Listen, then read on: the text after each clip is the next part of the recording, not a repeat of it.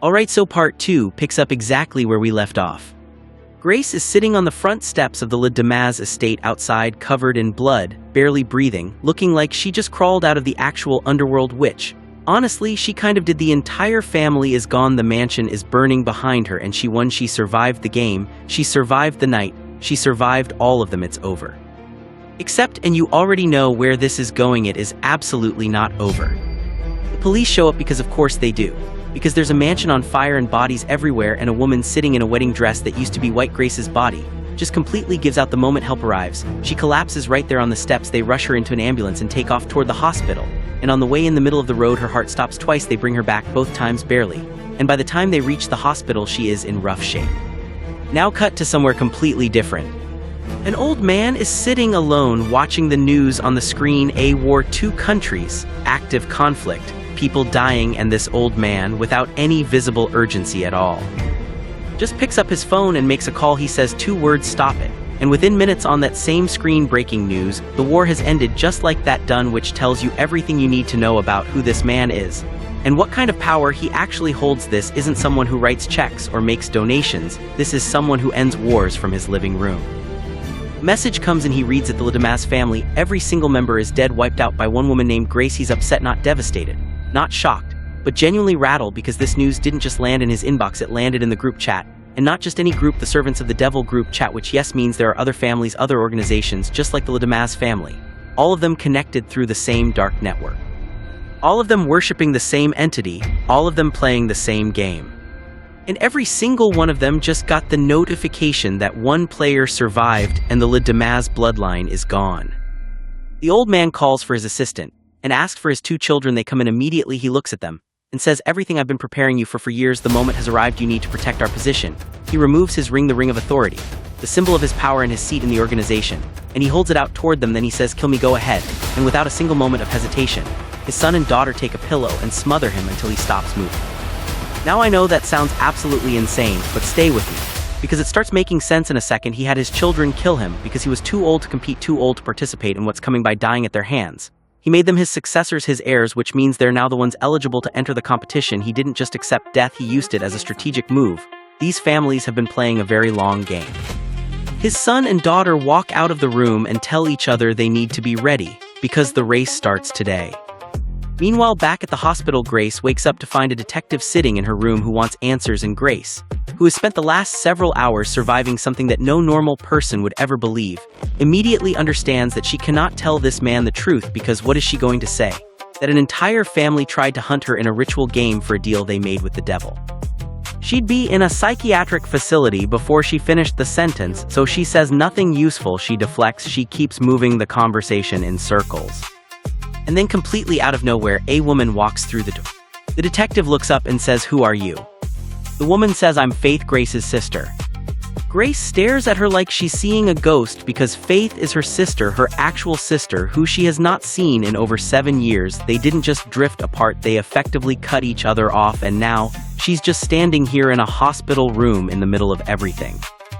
The detective steps out to give them a moment. Faith asks Grace what happened. Grace says, if I told you, you wouldn't believe me. They immediately get into it. Old tension, old wounds. The energy of 2 people who haven't spoken properly in years, suddenly forced into the same 4 walls. Faith almost leaves. She's actually walking toward the door when Grace stops her and starts talking. She tells her everything. Faith stands there and listens, and is genuinely unable to process it, not because she thinks Grace is lying, but because she can't wrap her head around the fact that her sister went through all of that completely alone. Detective comes back. He says he needs to take Grace to the station to continue the questioning. Officially, Grace agrees. She and Faith start walking out with him, and then someone hits the detective in the neck, and he goes down. A figure appears and comes directly for Grace. The 2 sisters bolt. They're running through the hospital with no idea who this person is or why he's following them. They manage to grab the detective's gun on the way out. They hide. The figure finds them anyway, corners them, and just as he's about to finish Grace off, he explodes, literally detonates out of nowhere. No explanation, he's just gone. And here's the thing about that, it's not random, it's a rule of the game. Anyone who tries to kill Grace before the new game officially begins will die like that. The curse protects her until the competition starts. It's the organization's version of terms and conditions. Grace, who has now watched people explode before, barely blinks. Faith, who has not, is screaming her head off. Grace tells her there's no time, we need to move right now. There could be more of them coming. She goes back to uncuff the detective, grabs what she needs, puts her dress back on so she can actually run, and they head for the elevator. The elevator opens. Standing inside it is the organization's lawyer. He hits them both with tear gas before they can react, and they're out cold. He hadn't accounted for Faith being there. His information said Grace had no sister, but he takes her too. Now on the other side of things, Titus and Ursula, the children of the old man who just had himself smothered, are getting everything organized. They contact the full council. All remaining member families are being called in to attend the game, and one by one they start arriving outside a new estate. First comes their cousin Ignacio with his son Felipe, then their Aunt Juan and her son Cheng, then Furage with his brother Madu and Madu's wife Martina, and finally the lawyer arrives by helicopter with Grace and Faith, both unconscious, dropped at the location like luggage. When Grace and Faith wake up, they're bound, hands tied, surrounded by people who are not there to make friends. The lawyer introduces himself properly. He's the sole attorney and representative of Mr. Laubel and his entire organization. He explains that yes, Grace defeated the Le Damas family, but the Le Damas family was just one piece of a much larger structure. The organization is governed by a council of 6 families. 4 of those families remain, and they're all in this room right now. Then he explains why Grace specifically is here. He says the reason you're sitting in that chair is because you did something that almost never happens. You survived the hide-and-seek game, and by surviving, you triggered a clause in the organization's rules, a clause so rarely invoked that most of these families have never seen it applied. That clause states that any outsider who survives the game is actually eligible to compete for the position of High Ruler, the one seat that controls the entire organization. Unlimited power, unlimited resources. The ring that commands everyone in this room. He then turns to all of them and says, and that means every one of you now has the right to compete for that position. Grace looks at him and says, so what, do I draw another card? What am I supposed to do right now? He doesn't answer that because the answer is that the game is starting again. Same game, hide and seek, except this time it's not one family hunting one woman, it's the entire council. Every family sends one hunter. They'll chase Grace until dawn. The first one to catch her wins the seat. If Grace survives until sunrise without being caught, she wins. She gets the position, and if nobody claims the seat by morning, Mr. Laubel's curse falls on all of them. Every council member dies.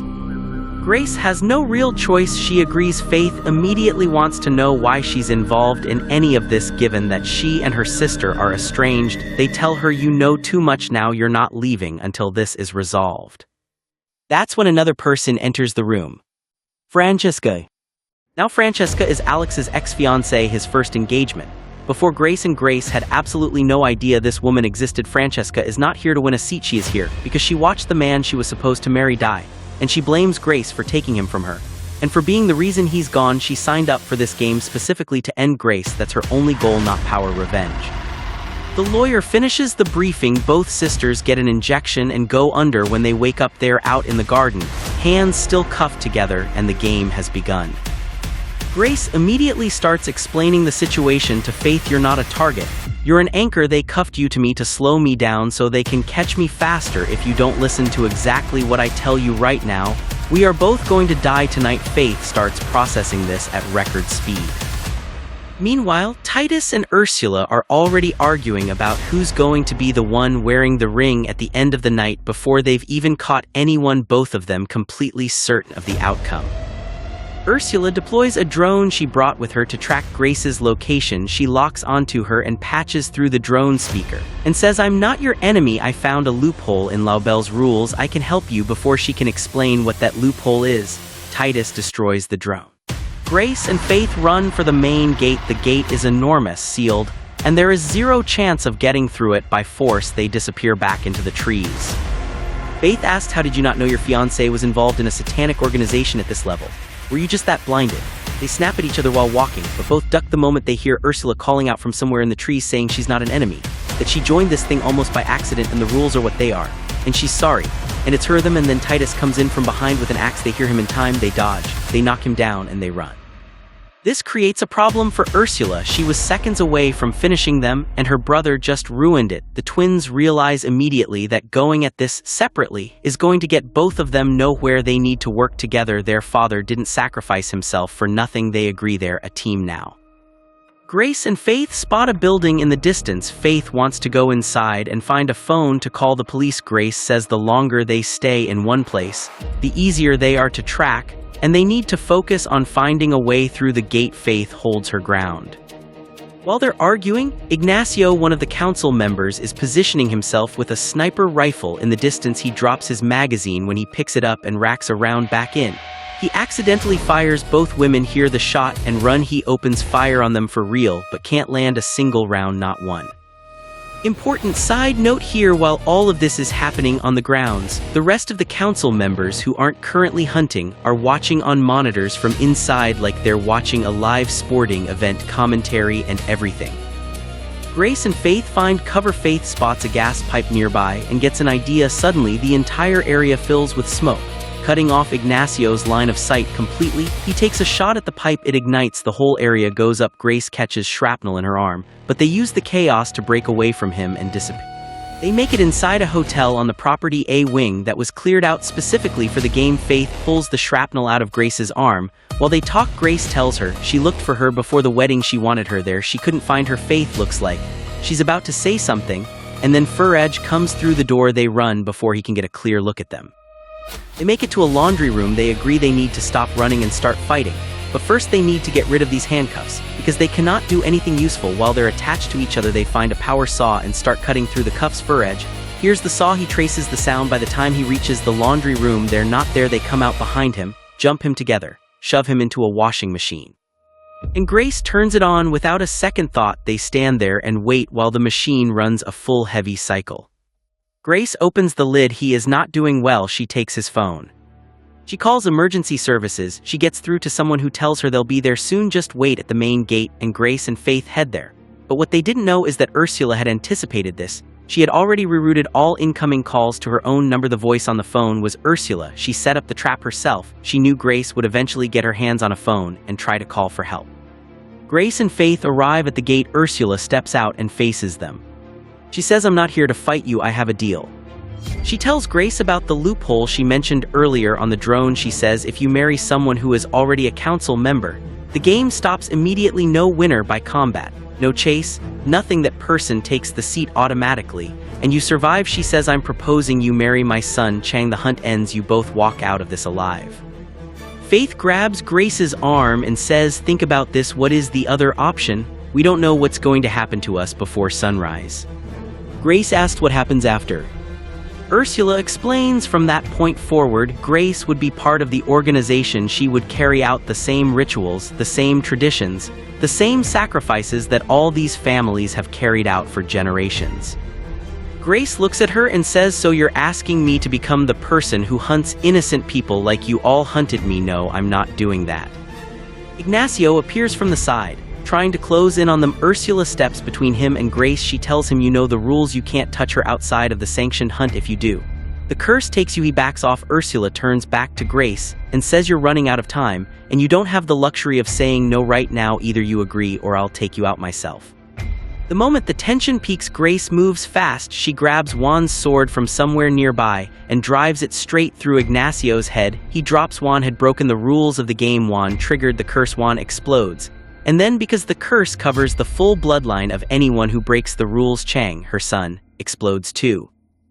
Faith is standing there watching people spontaneously combust, and her brain cannot process it fast enough. Grace tells her you'll get used to it eventually. Genuinely.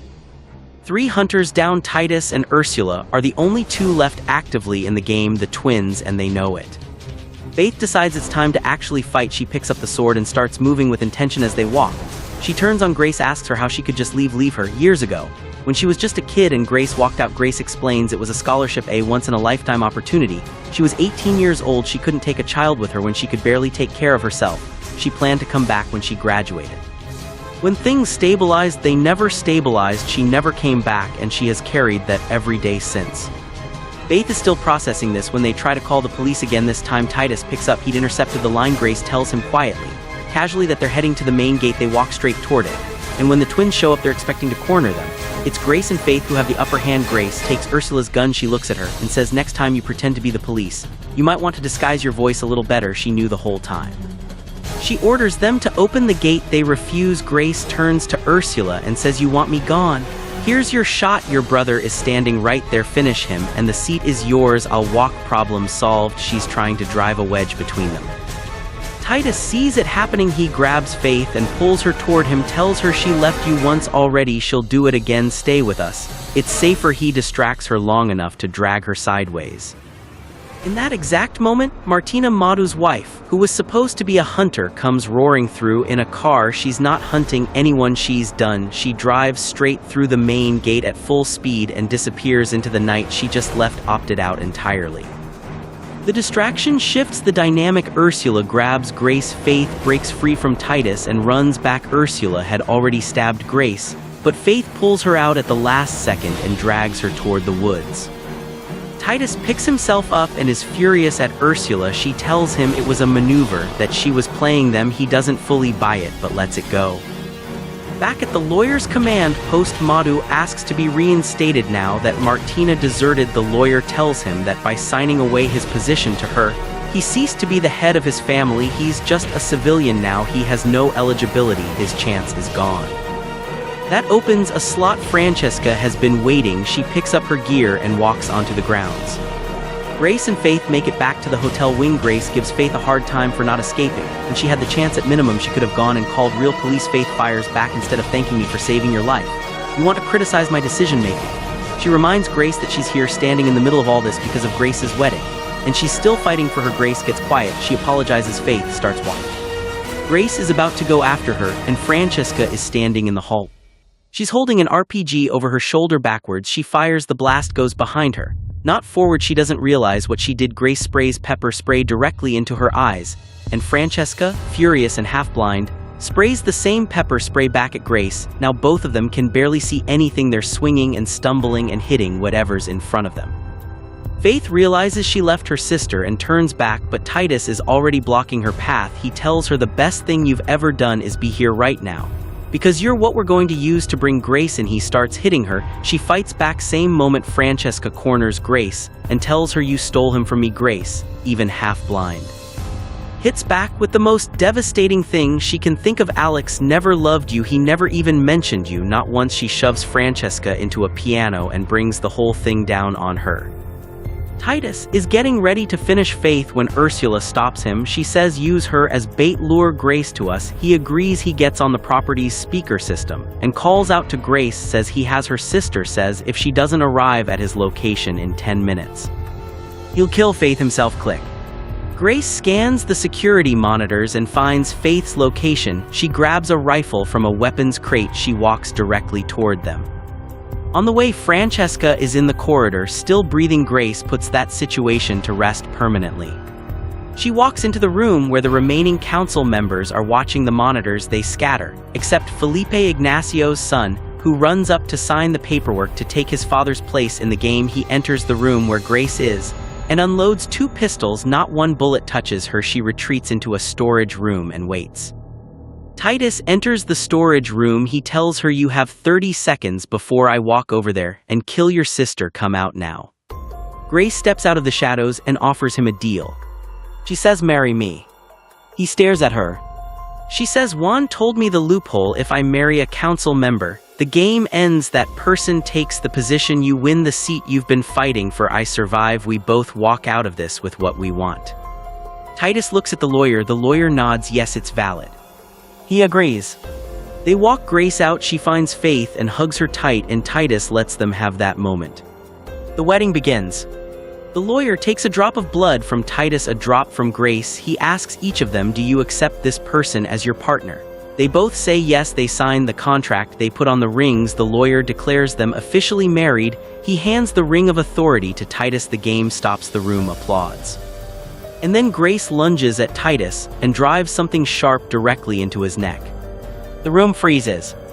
Grace pulls the ring off his hand, and as she does, she leans down and says to him, there's no rule that says I can't kill someone from my own family. The exact same line his sister used on him not long ago. Ursula steps forward. She looks at her dying brother and shoves him into the ritual pit. He falls in and he's gone. Grace puts the ring on. She stands at the center of the room. Every remaining member of every remaining family bows their head. and accepts her authority. She is now the high ruler of the entire organization. Her first decision is immediate. She withdraws. She announces that she is stepping down from the position. Effective now. No one has ever done this before. There's no rule against it because it's never happened. No rule was ever written to prevent something nobody ever tried. The position is now open. The ring is available to anyone who can claim it before dawn. The lawyer points out you have 3 minutes before sunrise. Grace walks to the edge of the pit, takes the ring off her finger and drops it in. And the room loses its mind. Every single person, council members, staff, guards, servants, they all scramble for the pit, shoving each other, diving in, stabbing each other over a ring at the bottom of a hole with 3 minutes on the clock. Grace grabs Faith, and they walk. The lawyer tells her she's free. Both of them go. They're almost at the door when the clock runs out. The curse fires. Everyone in the pit explodes. The pit becomes a pool. The lawyer is walking toward them, looking relieved he made it, and then he explodes too, because even though he's not a council member, he's still part of the bloodline, still connected, still bound. Then they see the shadow, Mr. Laubel's shadow, drifting through the room like smoke, not attacking, just watching, acknowledging they survived his curse. His rules were followed and broken and twisted and ultimately exhausted, and now he lets them go. Grace and Faith walk out into daylight together. And for the first time in a very long time, they look at each other and make a quiet decision. They're done being apart. Whatever comes next, they face it together.